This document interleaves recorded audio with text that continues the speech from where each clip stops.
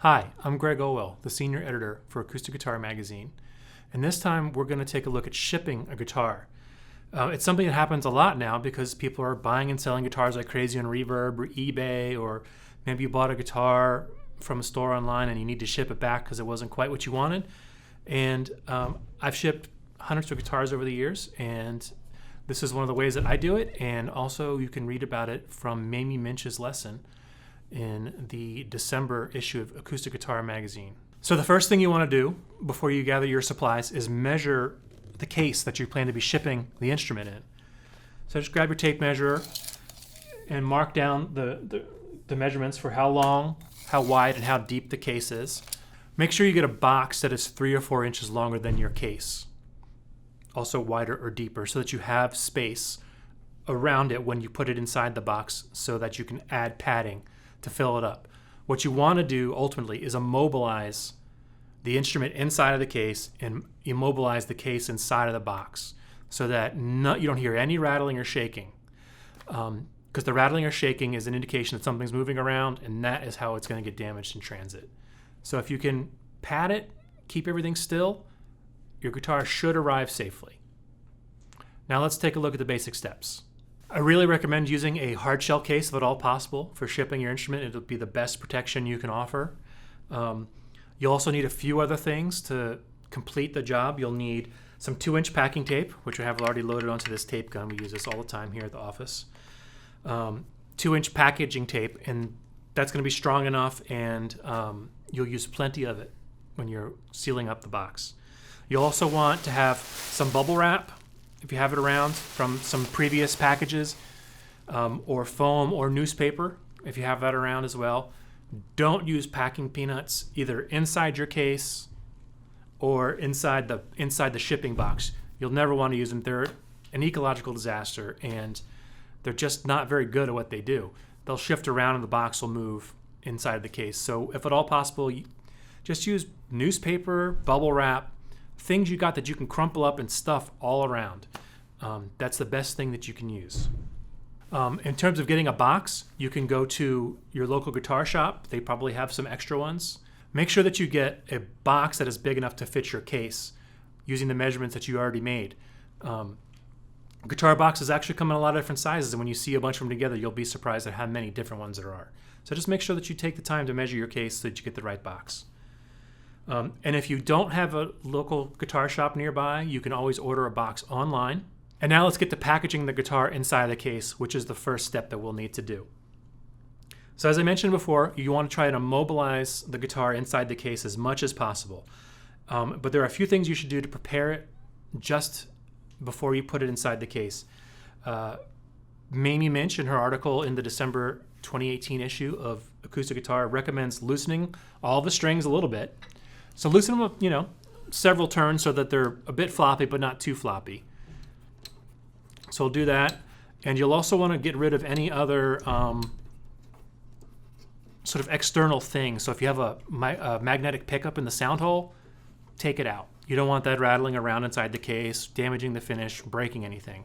So remove that. You can leave the wires inside the guitar. That part will be fine. But loosen everything up a bit. Lowers a little bit of the tension at the headstock, which is a place where it's primed to break. The other important thing to get rid of is the end pin. So if you have an end pin, just pull it out, because a hit here will crack the sides and just cause really expensive damage, and you don't want to do that.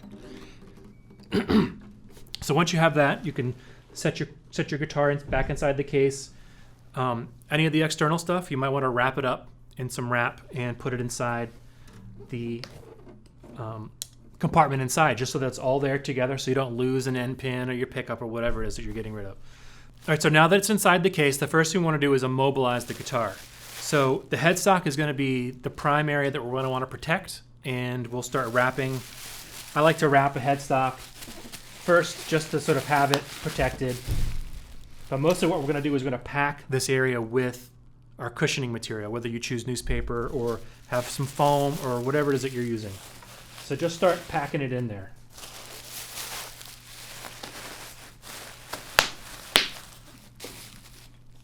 And you are going to want to put stuff on the top of it as well, not just underneath of it where the support is.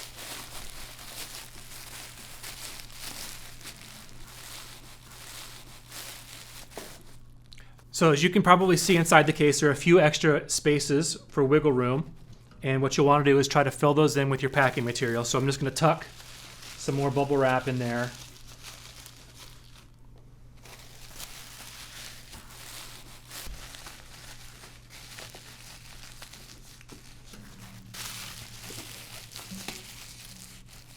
And like I said in the intro, ultimately what you want is when you close the case and you move it around, you don't hear it wiggling at all. So that'll always be your test.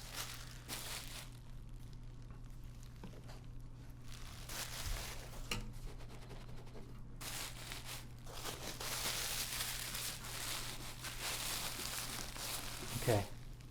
So then we're just going to close the case.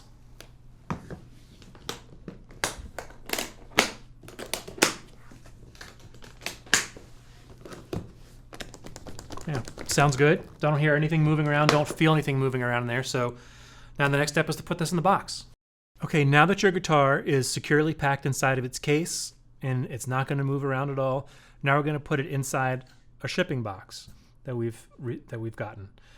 I started by putting a little bit of padding down at the bottom. You want to have a nice cushion down there for the case. Case is going to really protect it, but you do want to have some cushion at the bottom. So there's about an inch worth of bubble wrap down there already. So I'll just grab my case, put it in there, and you can see I still have about 1.5 inches, 2 inches on top of it, so that's plenty of space for it, which will give me some more space for padding at the top of the case. Now what I'm going to do is fill in around the case. So there is space for it to wiggle side to side and back and forth, and what I want to do is just fill it with as much cushion material, bubble wrap, newspaper, so that it doesn't move. So it's nice and solid inside the case.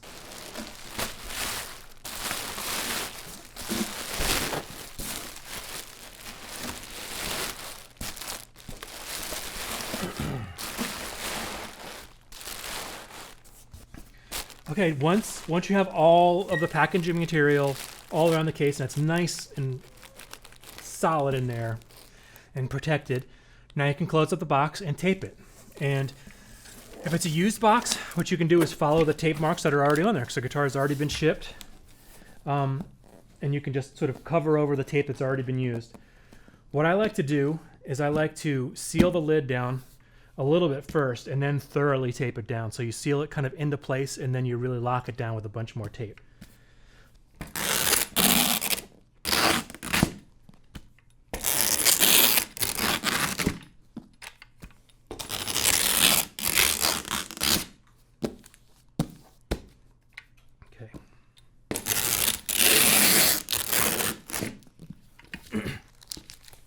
I've closed it so that it is held in place now, and now we really want to seal it tight, and by sealing it I want to cover all of these seams so that no moisture gets in there, and then the top is just nice and securely fastened so that there's just no chance it's going to open unless someone wants to open.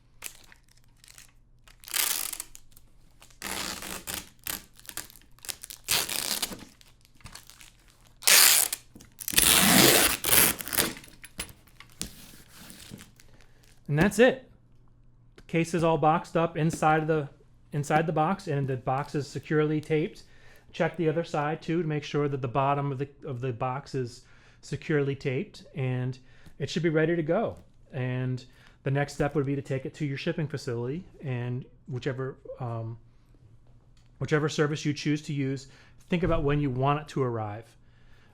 In her article that's in the December 2018 issue of Acoustic Guitar Magazine, Mamie Minch suggests that you ship planning for its arrival, so that if you choose a 3-day shipping, for example, that you don't ship it later in the week where it might sit in a shipping facility or on a truck over the weekend where it might be exposed to more elements, or it's just sitting in a truck when it should be at someone's house or at the shop, wherever you're sending it. So think about when you want it to arrive and then schedule your shipment date according to that. And of course, make sure let the person you're shipping it to know when they can expect it, and provide them with the tracking number so they can know where it is. It's exciting, and it's also really helpful if anything should go wrong, or if there's any delays for any reason in your shipment. And that's it. That is how to pack up your guitar for shipping. Thanks for watching.